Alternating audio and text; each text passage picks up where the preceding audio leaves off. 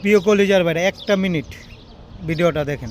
এই যে স্ক্রিনে আসিয়ার ছবি দেখতেছেন, 8 বছরের একটা শিশু। আপনার কি কষ্ট লাগে না এই শিশুর ছবিটা দেখে, এই শিশুর ভিডিওটা দেখে আপনার কষ্ট লাগে না? আসেন আমরা সবাই মিলে এই শিশুর পক্ষে দাঁড়াই। যারা দর্শন করছে তাদের 15 দিনের ভিতরে তাদের শাস্তি হওয়া দরকার।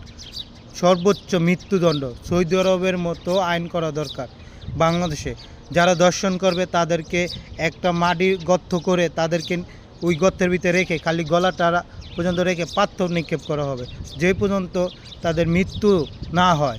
তেলেই দেখবেন যারা দর্শন করে তাদের মাথায় ঢুকে যাবে আইন। এই আইন এখন পর্যন্ত বাংলাদেশে এরকম কোনো আইন করতে পারে নাই যে দর্শনকারীরা দেখে মাথায় একটু হলেও চিন্তা চেতনা আসবে যে আমি যদি এই মেয়েটার লাগে এরকম একটা কিছু করি তো আমার মৃত্যুদণ্ড।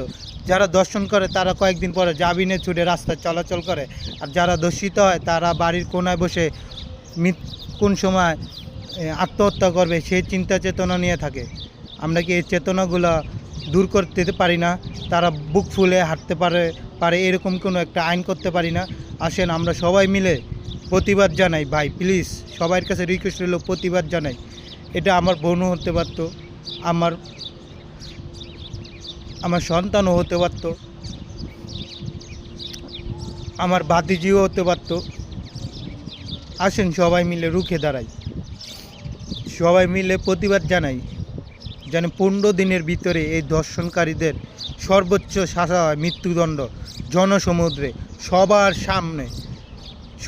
সামনে ফাঁসি চাই আমরা, সবার সামনে। ইশারা থাকে না, আরবিতে ইশারা বলে, বাংলাদেশে যে ইশারাগুলো আছে ইশারার ভিতর ঝুলাইয়া মৃত্যুদণ্ড কার্যকর করা দরকার।